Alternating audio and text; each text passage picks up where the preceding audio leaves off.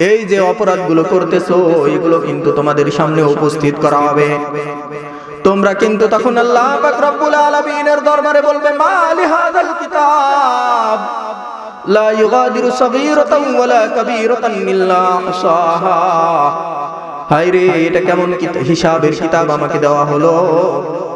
এর মধ্যে থেকে তো এর মধ্যে ছোট থেকে ছোট বিষয় তো ছাড়া হয় নাই, বড় থেকে বড় বিষয় তো ছাড়া হয় নাই। তো ওই দিনকে তোমরা ভয় করো। ওয়াত্তাকু ইয়াওমান তুরজাউনা ফীহি ইলাল্লাহ। শোনো শোনো, ওই দিনকে ভয় করো।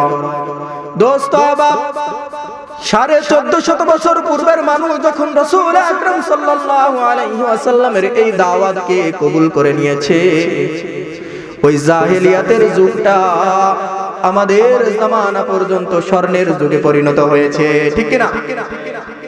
ওই যে ওমর ফারুক রাদিয়াল্লাহু তাআলা আনহু রাসূল আকরাম সাল্লাল্লাহু আলাইহি ওয়াসাল্লামের হাতে কালেমা পড়ার পরে রাষ্ট্রনায়ক হিসেবে যখন খিলাফতের মসনদে বসেছে, তো ওমর ফারুকের মতো হিংস্র মানুষ, আইয়ামে জাহেলিয়াতের মানুষ, অপরাধের চূড়ান্ত পর্যায়ে পৌঁছা মানুষটাও তখন আল্লাহ পাক রব্বুল আলামিনকে ভয় করা শুরু করে দিয়েছে। কিয়ামত দিবসকে ভয় করা শুরু করেছে। নিজের দায়িত্ব সম্পর্কে কিয়ামতের ময়দানে হিসাব দিতে হবে এই বিষয় ব্যাপারে ভয় করা শুরু করে দিয়েছে, ঠিক না? এই কারণেই তো ওমর ফারুক রাদিয়াল্লাহু তাআলা আনহু রাতের অন্ধকারে রাষ্ট্রের জনগণের খবর নিতে বের হয়। হঠাৎ অন্ধকার রাতের মধ্যে দেখে দূর মরুভূমির মধ্যে টিপ টিপ করে আলো জ্বলে।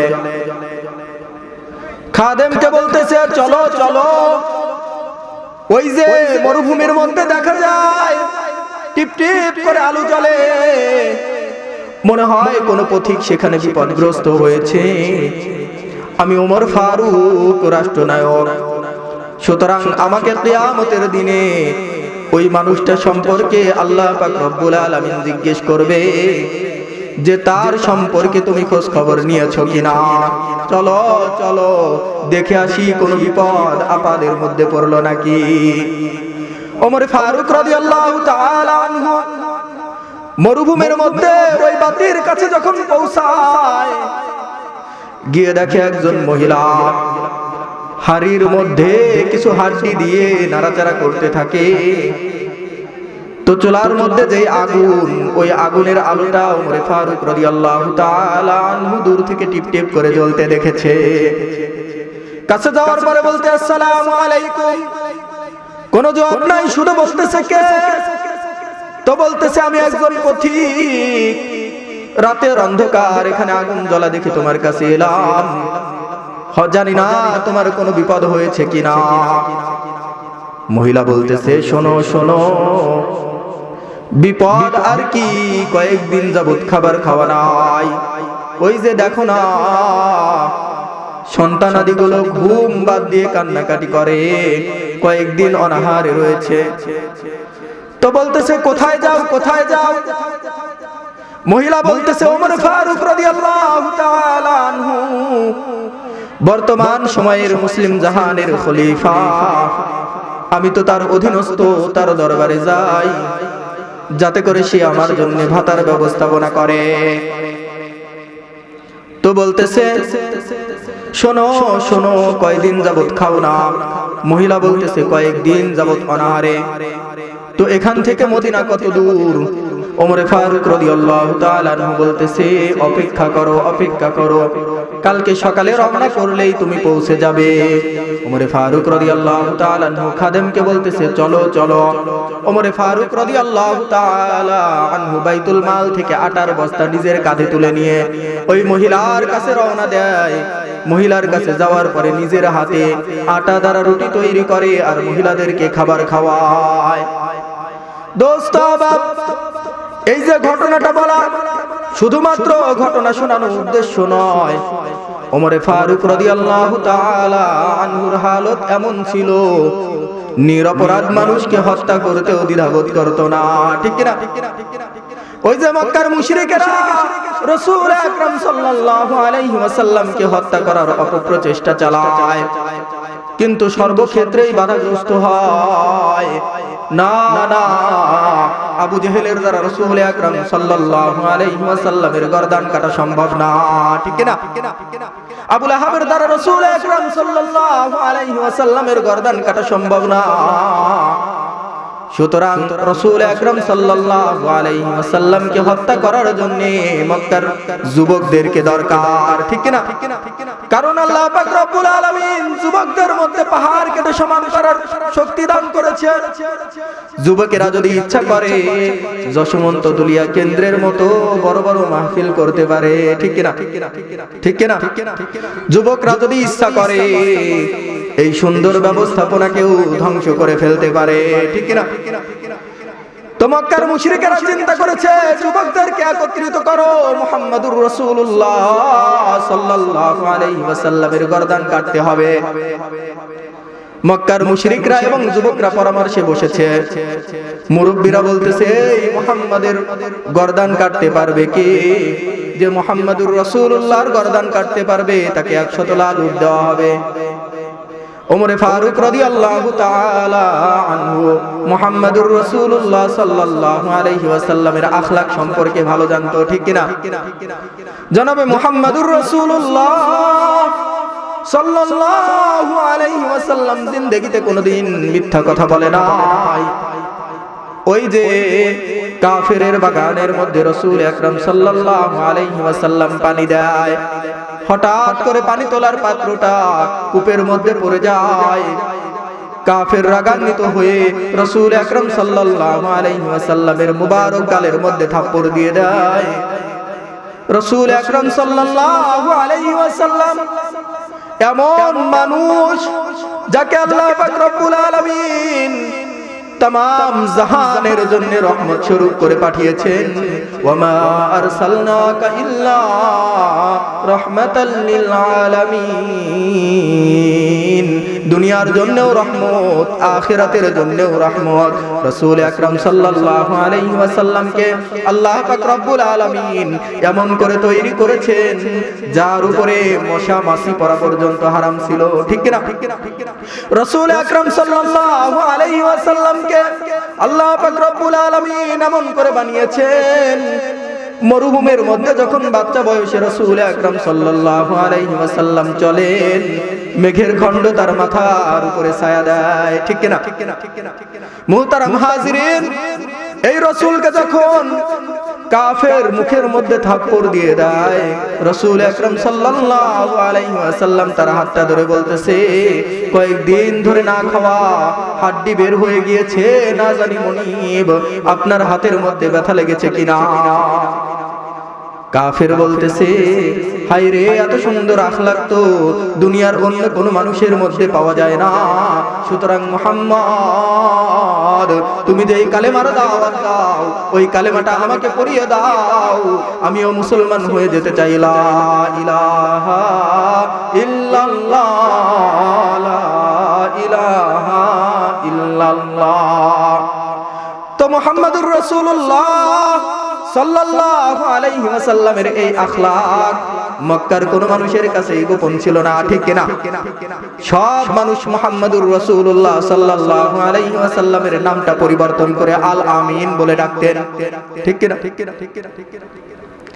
তো দোস্ত, যখন এই রকম একজন আখলাক ওয়ালা মানুষকে হত্যা করার কথা বলা হয়, কোন যুবক বুকে সাহস করে দাঁড়ায় না যে এত সুন্দর একটা মানুষকে আমরা হত্যা করে দিব। একজন মানুষ দাঁড়িয়ে যায়, তার নাম হলো ওমর, ঠিক না? ওমর ফারুক রাদিয়াল্লাহু তাআলা আনহু দাঁড়িয়ে বলতেছে আমি মুহাম্মাদুর রাসূলুল্লাহ সাল্লাল্লাহু আলাইহি ওয়াসাল্লামের গর্দান আনবো, কিন্তু আমার 100 লাল উটের প্রয়োজন নাই।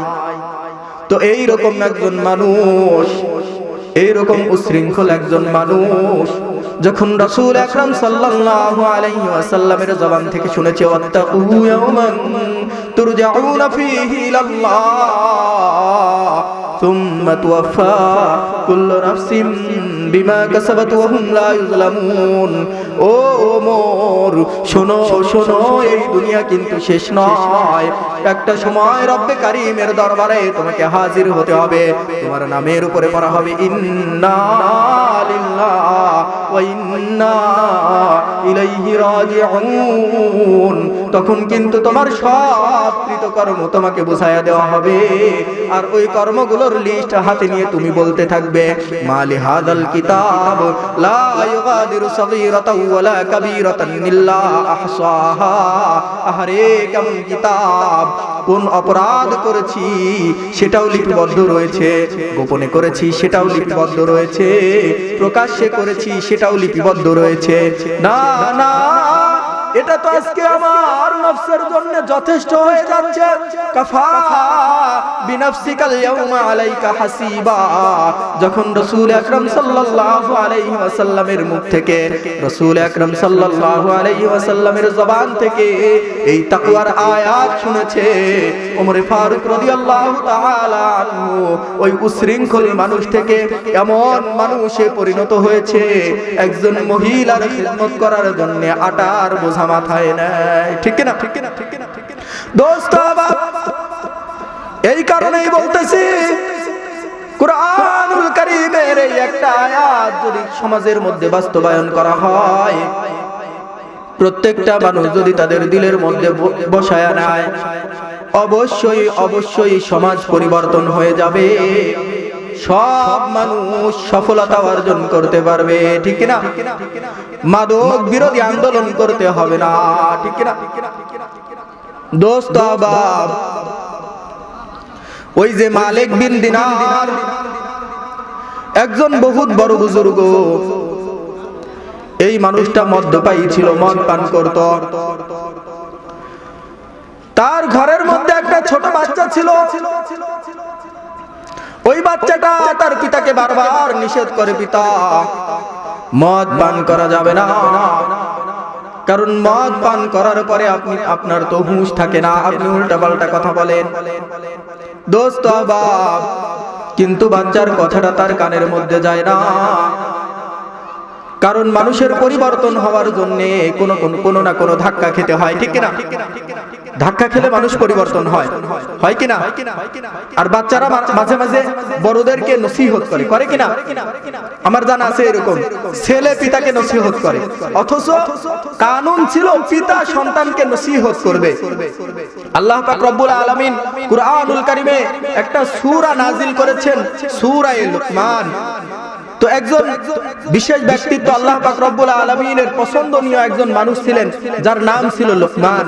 তো তার নামে আল্লাহ পাক রব্বুল আলামিন একটি সূরা নাজিল করেছেন। কারণ কি? কারণ হলো এই লুকমান আলাইহিস সালাতু ওয়াস সালাম উনি তার সন্তানদেরকে নসিহত করেছে। সন্তানদেরকে ডেকে ডেকে বলেছে, ইয়া বুনাইয়া লা তুশরিক বিল্লাহ ইন্নাশ শিরকা লাযুলমুন আযীম। হে সন্তানেরা, আল্লাহ পাক রব্বুল আলামিনের সাথে শরীক করবে না।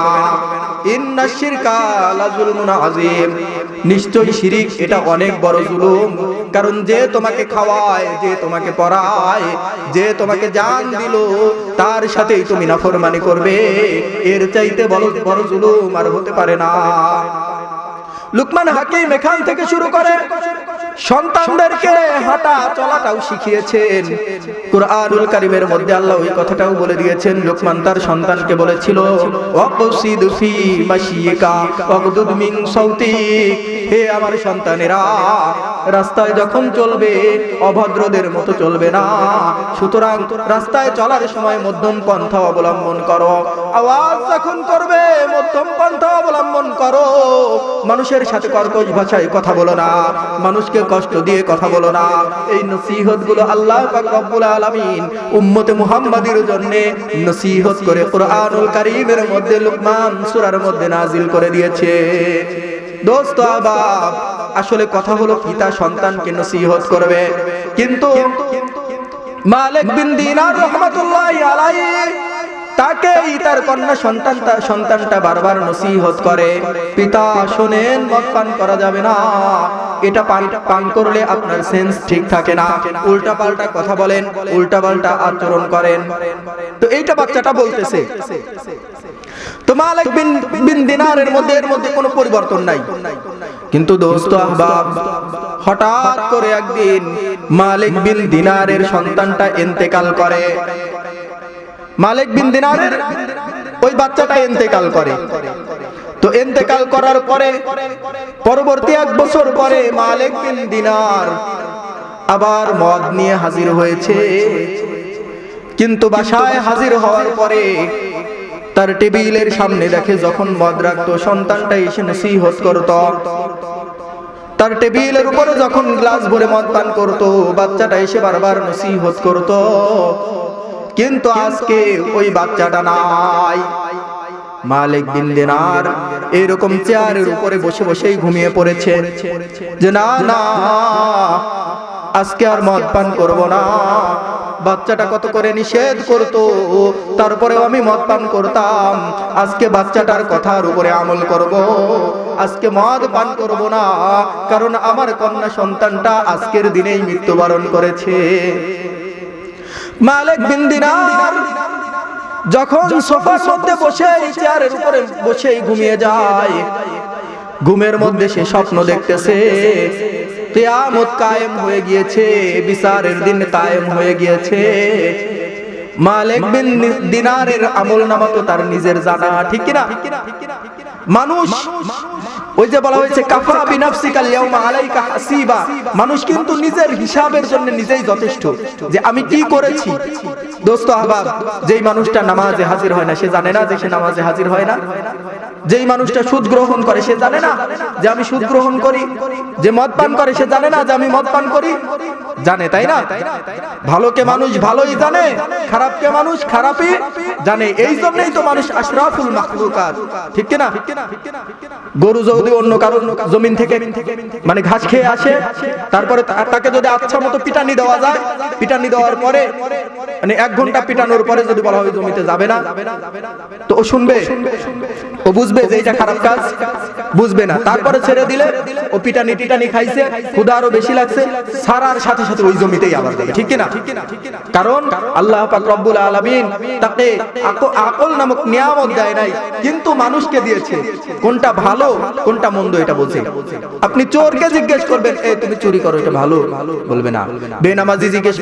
নামাজিকে জিজ্ঞেস করবেন যে তুমি তো মুসলমান দাবি করো কিন্তু নামাজ আদায় করো না, এটা কি ঠিক, কাজটা কি ঠিক করো? সেও বলবে না, কাজটা ঠিক করি না, ঠিক না? তো দোস্ত আহবাব, মানুষ তার ভালো এবং মন্দ বোঝে। তো মালিক বিন দিনার ঘুমের মধ্যে স্বপ্ন দেখতেছে কিয়ামত কায়েম হয়ে গিয়েছে, তার হাতে আমলনামা দেওয়া হয়েছে, তার জন্য শাস্তি বরাদ্দ হয়েছে। একটা বিশাল সাপ তার পিছু নিয়েছে, ধাওয়া করতেছে। শাস্তি থেকে বাঁচার জন্য মালিক বিন দিনার দৌড়ায়। দৌড়াতে দৌড়াতে রাস্তার মধ্যে একজন বৃদ্ধ মানুষের সাথে দেখা। বৃদ্ধকে বলতেছে, বৃদ্ধ শোনো শোনো, তুমি আমাকে এই সাপটা থেকে বাঁচাও। বৃদ্ধ বলতেছে না না, আমার সক্ষমতা নাই এই সাপের সাথে জিহাদ করা, যুদ্ধ করা, বরং তুমি আরো সামনে অগ্রসর হও। মালিক বিন দিনার স্বপ্নের মধ্যে দেখতেছে যে সে আরো তীব্র গতিতে দৌড়ানো শুরু করেছে। দৌড়াতে দৌড়াতে সামনে তার ওই ছোট বাচ্চাটার সাথেই দেখা। বাচ্চাটার কাছে গিয়ে বলতেছে, মা শোনো শোনো রে, এই যে আমার পিছনে একটা সাপ লেগে আছে, কখন জানি আমাকে ধ্বংস করে, কখন জানি আমাকে খেয়ে ফেলে। শোনো শোনো, তুমি এই সাপ থেকে আমাকে রক্ষা করো, আমাকে হেফাজত করো। ওই মেয়েটা সামনে আসার সাথে সাথে ওই সাপ পিছন থেকে ফিরে যায়। মালিক বিন দিনার তার বাচ্চাটাকে বলতেছে, ও আমার মেয়ে, আমি রাস্তায় আসার সময় একজন বৃদ্ধকে দেখেছি, সে এই সাপকে তাড়াতে পারে নাই, তুমি এতটুকু বাচ্চা মানুষ কেমনে এটাকে তাড়ালে? বাচ্চাটা বলতেছে, পিতা শোনেন শোনেন রে, আপনার পেছনে যেই সাপটা ছিল ওটা হলো আপনার বদ আমল। আর ওই যে রাস্তার মাঝখানে আপনি যেই বৃদ্ধকে দেখেছেন ওটা হলো আপনার নফস।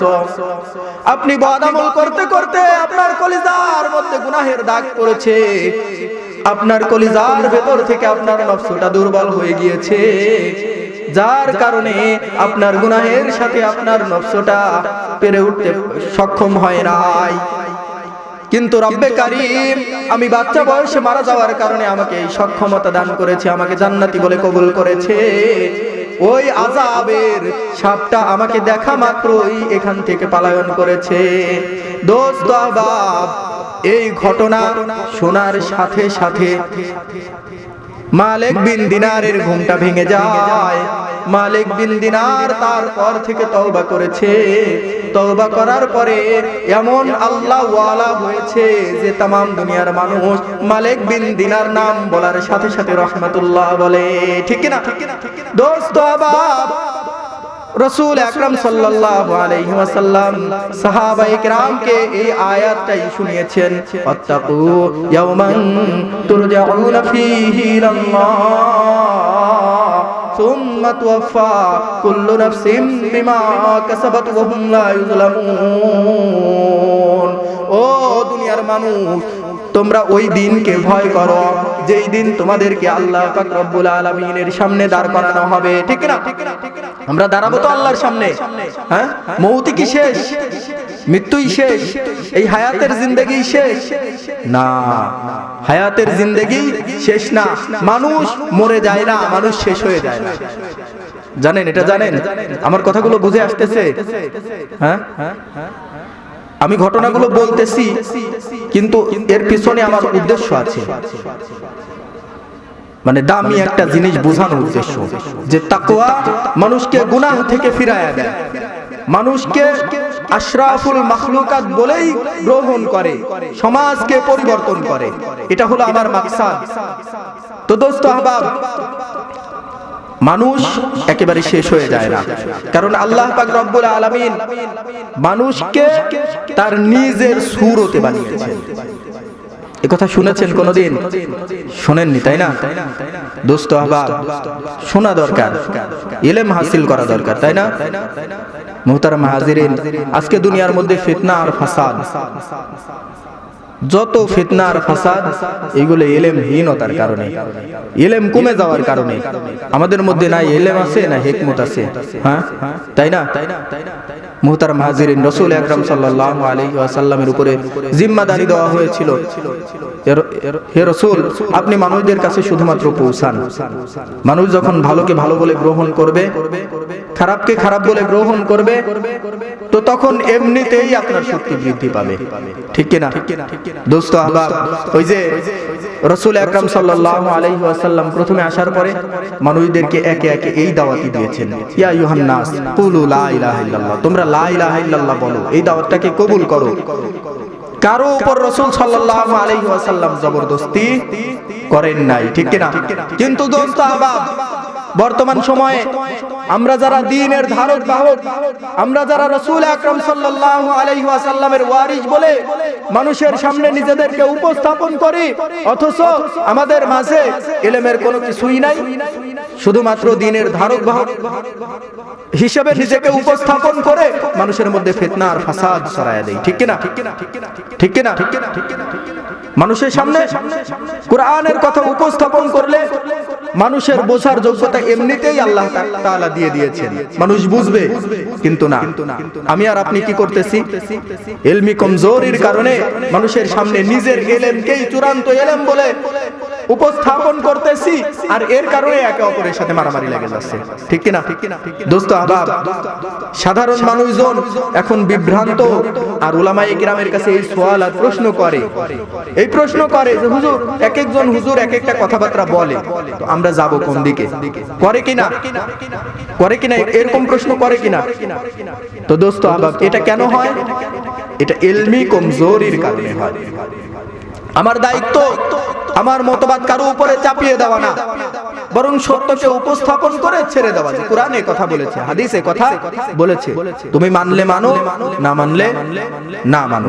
ওমা আলাইনা ইল্লাল বালাগ, এই কথাটা আমরা শুনি তাই না, বয়ানের শেষে শুনি, ওমা আলাইনা ইল্লাল বালাগ। এর অর্থ জানেন? কেউ কোনোদিন তরজমা করছে? করেও নাই। এর অর্থ হলো ওমা আলাইনা মুঝ পর কুছ নেহি, আমার উপরে কিছুই না, ইল্লাল বালাগ সির্ফ পৌঁছানা, শুধুমাত্র পৌঁছায়া দেওয়া। ওমা আলাইনা ইল্লাল বালাগ মানে কি? আমার উপরে কোনো জিম্মাদারি আর কোনো দায়িত্ব নাই, শুধুমাত্র পৌঁছায়া দেওয়া, এটাই আমার জিম্মাদারি, এটাই আমার দায়িত্ব।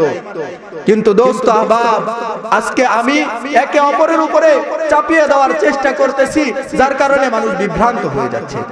ঠিক কিনা? এরকমই তো হচ্ছে, ইলমি কমজোরির কারণে হচ্ছে। আজকে কত দলে বিভক্ত আমরা, ঠিক কিনা? দলে দলে বিভক্ত না। আর এটা হলো আমাদের দায়িত্ব, বললাম যে আমাদের দায়িত্ব অপরের নিকটে দাওয়াত পৌঁছানো। আর আপনাদের দায়িত্ব কি? আপনাদের দায়িত্ব শুধুমাত্র চা স্টলে বসবেন, বসে বলবেন অমুক হুজুর এই কথা বলেছে, মধ্যপাড়া মসজিদের ইমাম সাহেব এই বলেছে, পারগোড়াদার ইমাম সাহেব এই বলেছে, সুতরাং আমরা এখন কোথায় যাব? যাওয়ার কোনো জায়গা নাই, এজন্য পাগলের গলি চা স্টল। তাহলে টেলিভিশনের মধ্যে যেটা বলে ওইটা শুনি নাকি?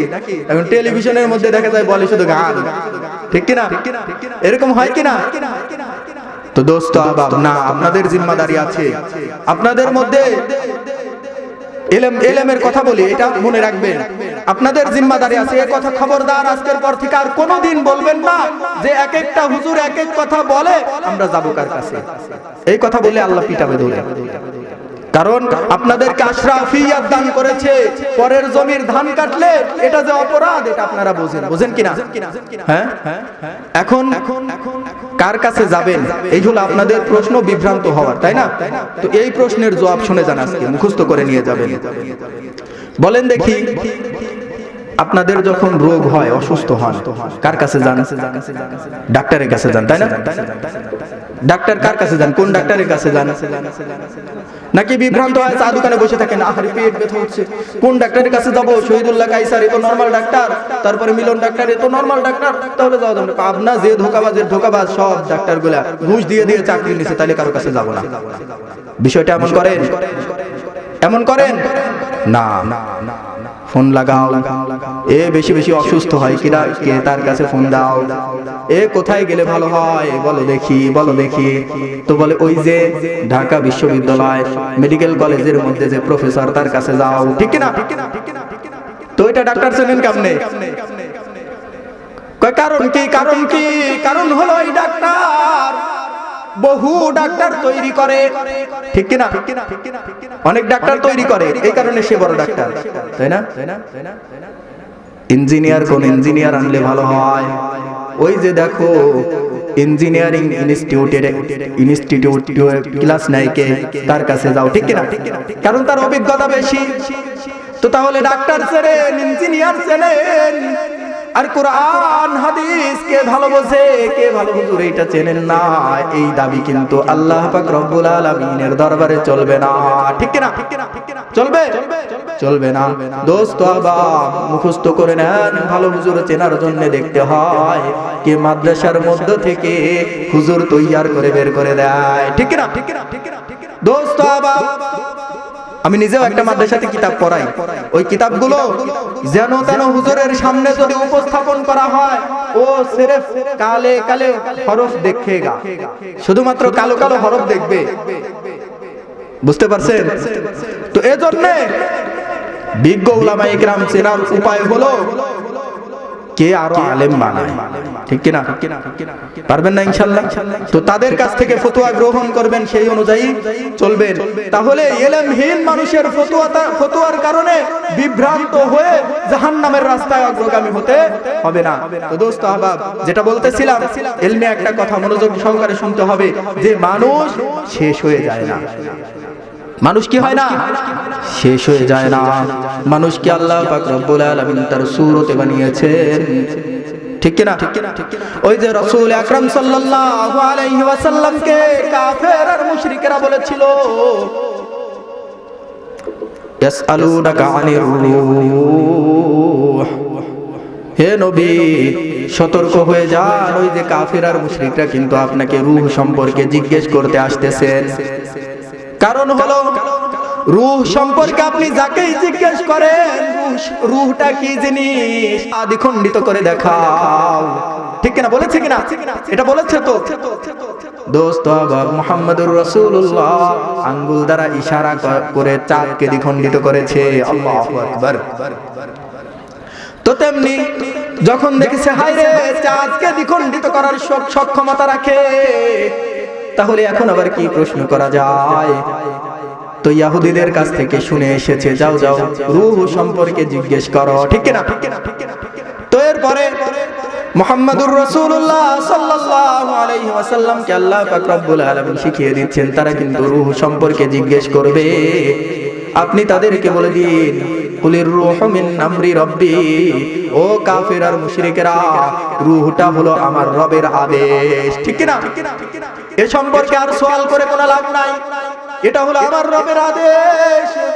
কারণ রব্বে কারীম রূহটাকে তার সূরতে তৈরি করেছে, দেখা যায় না, ধরা যায় না, ছোঁয়া যায় না, শুধুমাত্র অনুভব করা যায়, ঠিক কিনা?